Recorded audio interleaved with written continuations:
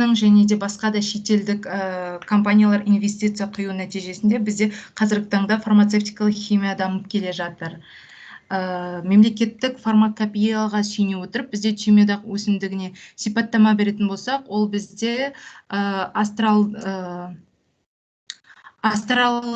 туындысына жататын болып келеді, және де оның құрамында 0,2-0,8% көк түсті эфир майлары болады. Одан бөлек матрицин, матрикерин, хамайд, одан бөлек флавоноидтар бізде болады екенбіз оның құрамынан. Оны түймедақ өсімдігін қайда қолданады? Оны бізде тұндырма ретінде қолданамыз, және де шайғыш препарат ретінде қолданады, ванна қабылдау кезінде қолдануға болады, және де клизма ретінде қолданады екенбіз осы ромашканы, түймедақты.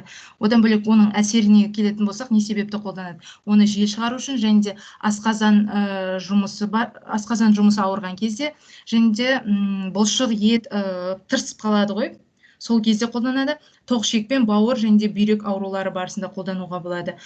Одан бөлек оны ұнтақтаймыз, ол ұнтақ түрінде қолданады. Сол кезде оның өлшемі 2 мм болу керек, ал қолданатын біздің күшіміз, яғни сетка деп айтады ғой, ситамыз 4-8 мм аралығында болу керек. Және де бізде осы түймедақ мемлекеттік фармакопеяда көрсетілу керек ылғалдылығы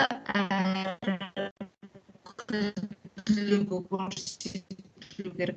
Оның ылғалдылығы аспау керек, және қалдықтарда белгілі бір өлшемнен аспауға қажет. Шамамен 3 см, 2-3 см аралығында қалдық. Және дистилляциялау уақыты 2 сағатты құрайды, ал сақтау мерзімі осы түймедақ ұнтақтарын 1 жыл шамасында.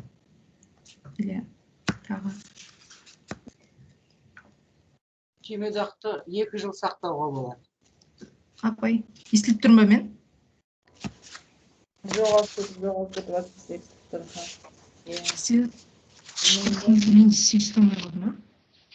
Эфир майларын қандай әдіспен Гүлжанат, эфир майларын қандай әдіспен анықтауға болады? Жай әдістің атын айтып кетші, эфир майларын қалай анықтауға болады? Апай, сұрақ басынан қойасың,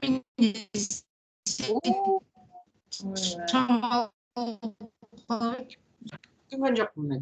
Бола ма? Сұрақты қайтап қоясыз ба дейме, бірдеме дейді.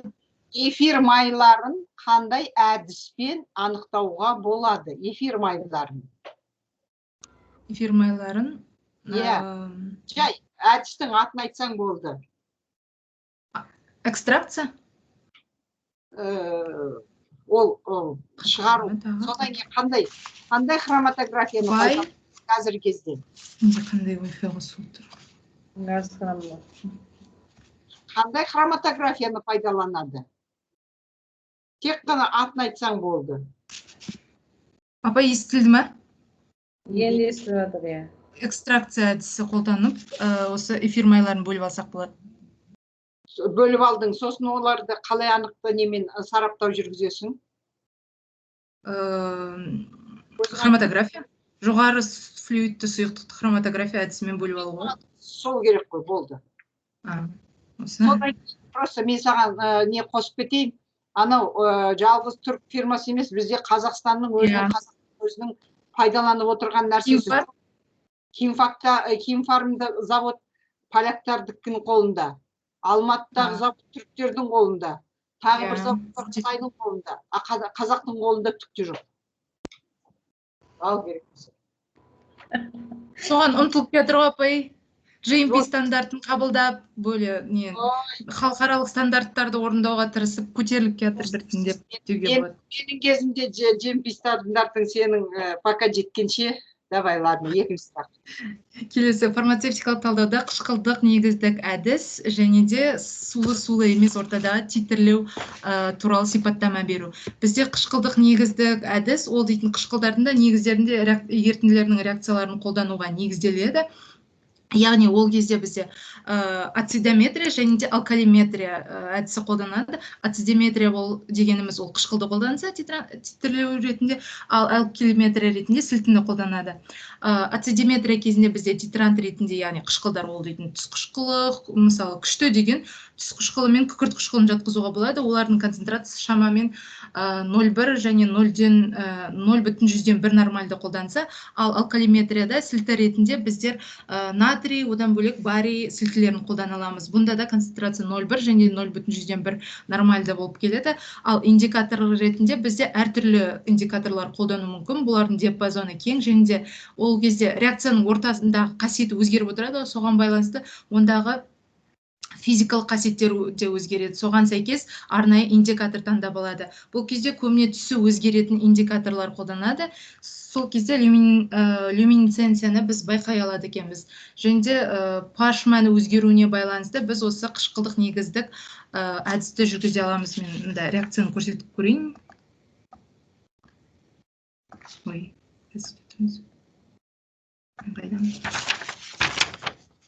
Показ презентацию уберите. Показ презентацию. Остановить презентацию. Кетті ма? Я кетті, енді көрсеткен болады. Реакция көріне ма? Шамалы көрінеді сияқты, иә? Судың аха. Осылай жүзеге асады екен. Сонымен қатар бізде мысал келтіретін болсақ, мысалы қышқылдыққа мысал келтірейік, сол кезде бізде белгілі бір екі ерітіндіні аламыз. Мысалы хлор қышқылын алайық, екеуінде концентрациясы белгісіз деп алайық. Соған біздер калий OH ерітіндісін не істейміз? Көмегімен титрлейміз, яғни сілті ерітіндісімен титрлеу арқылы біз алкалиметрия әдісін жүргіземіз. Оған бізде, қазір қосып алайын, кетіп қалыңыздар. Ерітіндінің 50 мл аламыз да хлор қышқылының мөлшерін анықтау үшін қышқыл алеквоты бөлігін аламыз. Яғни хлор қышқылынан 50 мл алеквоты бөліп аламыз. Оған біздер 10 мм тамызғышпен колбаға құйып және лакмус индикаторын қосамыз. 2-3 тамшы ғана қоссақ жарайды. Сол кезде ерітіндінің түсі қызыл түске өзгереді. Осы колбаға бүйретканың көмегімен сілті ерітіндісін жаңағы біз алған сілтіні қосып тамшылап отырамыз. Сол кезде түсі көкке айналу керек. Осы кезде оның сілтілік ортаға айналғанын көре аламыз. Бұл кезде бізде эквиваленттік нүкте және де жетіге өзгеру керек. Бұл эквиваленттік нүктенің жетіге келуі бізде ол белгілі бір жағдай болу керек. Яғни 25 градус кезінде сулы ортада, ал қалған жағдай өзгерген жағдайда ортасы, яғни өзгерген жағдайда бұл жеті мәнін ала алмаймыз. Яғни ол либо қышқылдыққа немесе сілті ортаға қарай ығысып кетеді екен. Бұл кезде бізде осы қышқылдық негіздік әдіс 4 түрлі жағдайда жүру мүмкін. Бірінші, күшті қышқыл болған кезде және күшті негіз болған кезде. Екіншісі, әлсіз қышқыл мен күшті қышқыл негіз кезінде. Үшіншісі, әлсіз негіз бен күшті қышқыл кезінде. Ал төртіншісі, ол екеуі де әлсіз болғанда, әлсіз қышқылда, әлсіз негіз кезінде жүргізіледі екен. Және де сулы сусыз деп келдік қой. Сусызға мысалы біз потенциометрияны айтуға болады. Потенциометрия ол бірнеше сулы жағдайда да, сусыз жағдайда жүру мүмкін. Соған сусызға потенциометрия әдісін қолдануға болады. Себебі ол кезде сезімталдылық сусыз ортада жоғарылайды екен. Ол кезде белгілі бір не беріледі ғой. Заряд беру арқылы осы титрометрия әдісін жүргізуге болады екен. Сусыз титрометрия әдісін жүргізе аламыз. Келесі сұраққа көшетін болсақ, бізде фенофорбиталды лабораториялық жағдайда сапалық сараптау әдісін жүргізетін әдістерін жасау болып табылады. Яғни бізде фенофорбитал дегеніміз ол ақ кристалды ұнтақ болып келеді. Суда аз ерейді, бірақ спирттер мен фенолдарда сілті ерітінділерінде жақсы ерейді екен. себебі сілтілерді еру, оның құрамында қышқылдық қасиет көрсететін функционалдық топ бар. Ал сапалық сараптау жүргізу үшін біз физикалық әдістер, яғни ультракүлгін сәулесінің көмегімен және де инфрақызыл сәулесінің көмегімен анықтай аламыз. Мысалы, ультракүлгін сәулесі кезінде ол шамамен 240 нанометр аралығында, я барбиталдар 240 нанометр аралығында көрсетеді. Одан бөлек сапалық сараптау жүргізу үшін біз реакциялар белгілі оған сапалық реакциялар жүргізе аламыз. Мысалы, мыстың одан бөлек кобальттың тұздарымен әсер еткен кезде кешен тұздар түзеді екен. Ал тұнба түзетін ол күміс және де сынап тұздарымен әсер ету арқылы осы бізде сапалық көрсеткіштер көрінеді екен. Одан бөлек бізде гидролитикалық бөліну болады, яғни сілтімен әсер еткен кезде натрий гидроксидімен мысалы әсер етейік, және оны қыздырған кезде бізде аммиак және де одан бөлек сірке қышқылының туындылары түзе алады. Және де тағы бір ерекше бір не деп айтсақ болады, әдіс деп айтсақ болады, себебі ол именно фенофорбиталдарды басқа форбиталдардан ажыратуға көмектеседі. Ол үшін бізге азот қышқылымен, азот қышқылы мен күкірт қышқылының концентрацияланған ерітіндісін қосып алған кезде бізде сары түсті нитробензол туындылары пайда болады. Осы арқылы анықтай алады екенбіз. Және де осы сапалық сараптауға бізде осы сусыз титрлеу, жаңа айтып кеттік, сусыз титрлеуді жатқызуымызға болады. Одан бөлек алкалиметрия әдісі бар, аргинометрияны қолдануымызға болады. Бұл осы фенофорбиталдардың негізгі қолдану аймағы ол ұйықтататын дәрі ретінде, яғни ұйықтатқыш не деп айтатын еді? Наркоз. Наркоз сынды және де снотворный сынды әсері бар, Одан бөлек оның жаңа қолдану аясы анықталған болатын, ол эпилепсияға қарсы болып келеді. Эпилепсия талмасы бар аурулар адамдар болады, соған қарсы осы жақсы әсер көрсетеді екен. Және де бұл спазманы басады, түрлі спазмалар болады ғой сол кезде. Бұл шектеулі дозада қолдану қажет дәрілердің құрамында болады. Ол және де анальгетиктердің қасиетін Сен жаңа айттың ғой, не деп, функционалды туындылар деп ең бас жағында. Амин тобы бар.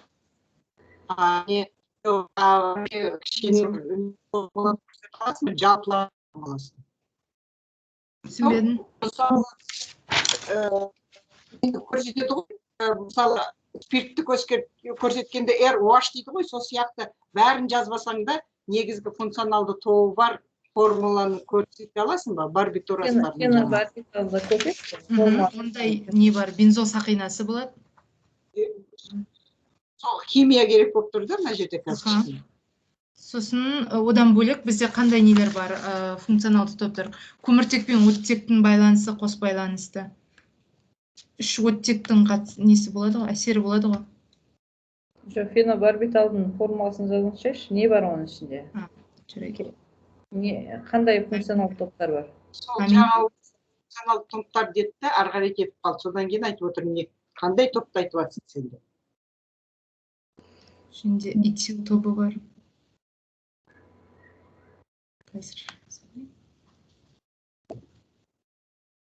Формула ондай қатты жақсы шықпады.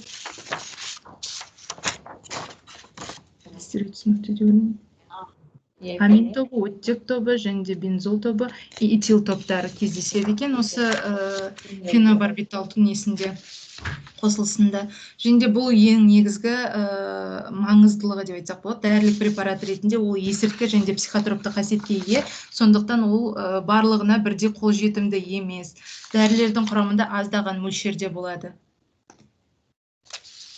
Деп айтқым келген. Қай аймақта анықтауға болады? Дауысыңыз дұрыс естілмей тұр, алғашында. Апасты. Байланыс дұрыс болмай тұр ау деймін. Гүлжанат. Ау?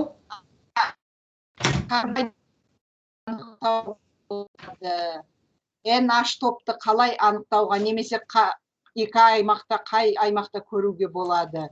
Жаңа бір қыз алжып жақсы нені айтып еді аймақты? 1650? NH. Вообще есть информационный. Екіншісін жоғары нанометр кезінде. Мен саған жақсы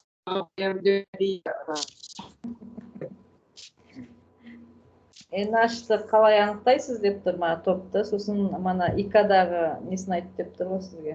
аймақ. Сая айтып кетті ғой аймақты. Неше деді? 2000? 2400. Иә. 2400-ден жоғары. Ой, мен саған сен жақсы баға қояйын деп отырсам, сен деген 2400-ге кетіп қалдың. Иә.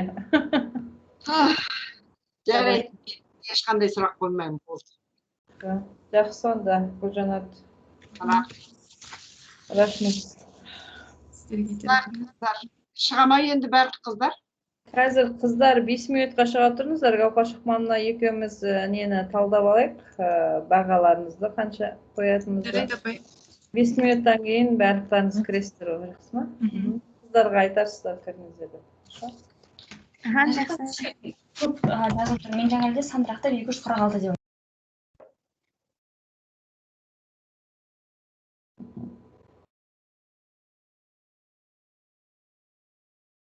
Әсемдер шықпай жатыр ғой. Әсем шығыңыз.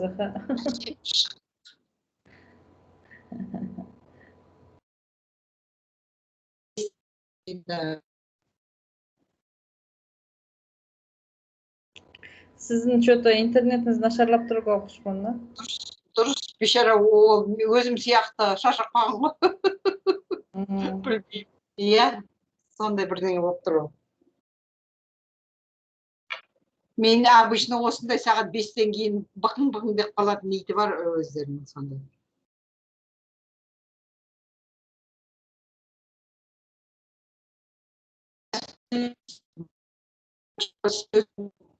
Что-то әсем шығып тұр ма, әлде істемей тұр ма, түсінбедім не болып тұрғанын. Давайте Саяға, Алғабекке, сіз қандай баға қойдыңыз Гауһар Шахманова? Саяға 87 келсесің ғой. Иә, мен 88 қойыппын, қалай қояйық? Осыны қояйық па, 87 қояйық па? 87-ні қояйық. Хорошо, жаңа этот самый қаленге 92 мен қойдым. Сен қанша қойдың? Мен 93 қойыппын.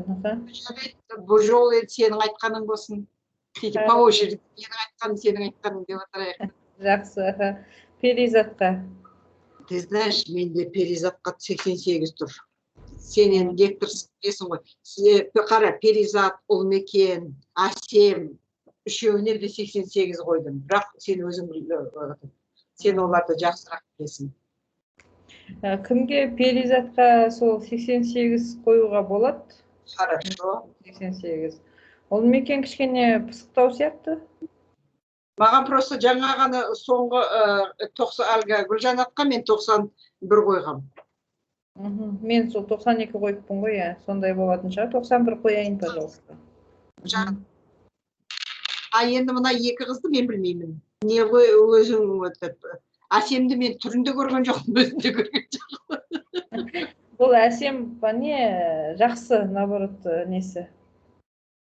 Онда оған 90 қойсақ болады? Әсемге.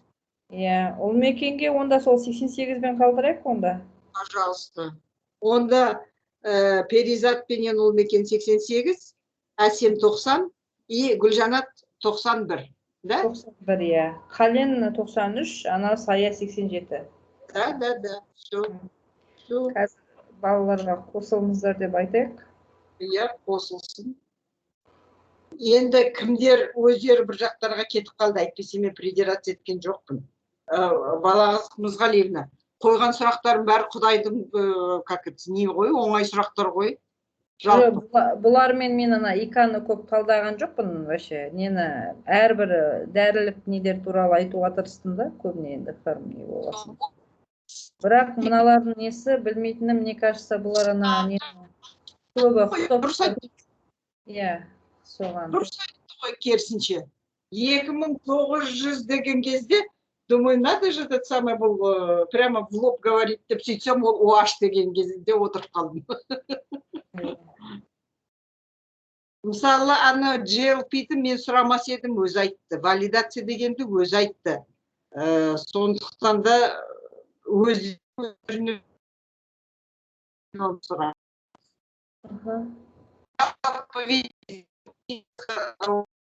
Тұр ғой адам.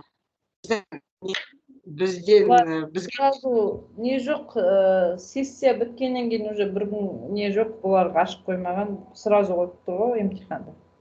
Ауызша болғасын мен айтып едім алдында, дайындалғанға кішкене уақыт керек шығар.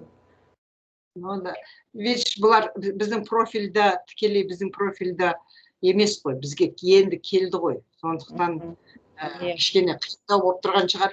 Әйтпесе біздің ана магистранттарымыз, бізден шыққандар сақылдап тұр ғой.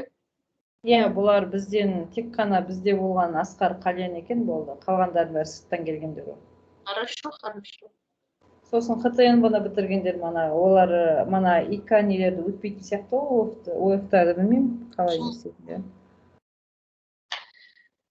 Енді, жоқ, жалпы дұрыс. Егер де сен өзің басқаша сәл, мысалы, бір-бірден көтерем десең, бір-бір балдан, мен ешқандай нем жоқ. Себебі сен оларды көбірек білесің менен де. Менің, енді, орысша айтқанда впечатление дейді ғой. Сол, менің айтқан бағаларым осы. Тым болмаса, мына 4 қызға біз тура нетіп тұрмыз. 87 екеуміз де бірде келістік. 93 екеуміз де бірде келістік. Перизатқа 88-ге келістік. Гүлжанатқа 91-ге келістік.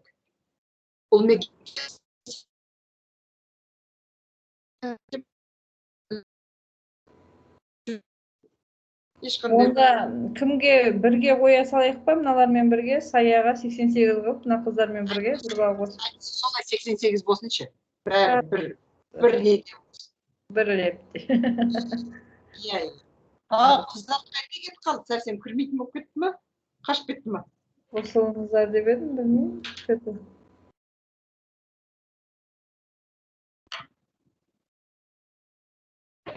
Ал, өзімді жоқ қойдым. Сенде ол емтихан бітті ме, әлде әлі бар ма? Әлі бар, не ол, тестирование. Міне кіріп атыр енді. Қыздар кіріп атыр.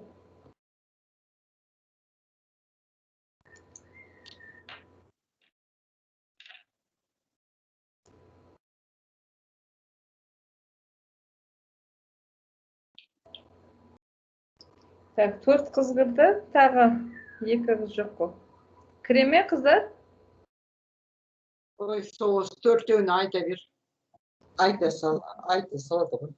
Енді кешке де сағат 7-ге дейін отырмаймыз ғой. Әсем, жақсы онда біз балалары ағаларыңызды айта берейік да. Алғабек Сая, сізге 88 бал. Асқар Қален 93. Баймырза Перизат 88, Ибердиева Ұлмекен 88, Ержан Әсем 90, Қанбаева Гүлжанат 91. Осындай баға қойдық сіздерге. Үйлеріңіз бар ма, сұрақтарыңыз нормальный сияқты баға. Сіздердің енді рубашкалардың бәрі жақсы ғой. Жақсы келісеміз. Сіздерге енді манағы уақыт аз болған шығар дайындалғанға. Я имею в виду, сіздерге сразу сессия біткеннен, рубашка біткеннен кейін сразу емтихан қойып тұр, ешқандай. Енді бұл пәннен кішкене бірдеме неледі болса да үйренді деп ойлаймын. Жақсы, онда қатысқандарыңызға ары қарай алдағы уақытта жақсы табыс тілеймін. Жақсы. Рахмет апай сізге. Рахмет апай сізге. Рахмет апай. Сау болыңыздар. Сау болыңыздар. Сау бол. Жақсы, сау болыңыздар. Сау болыңыздар.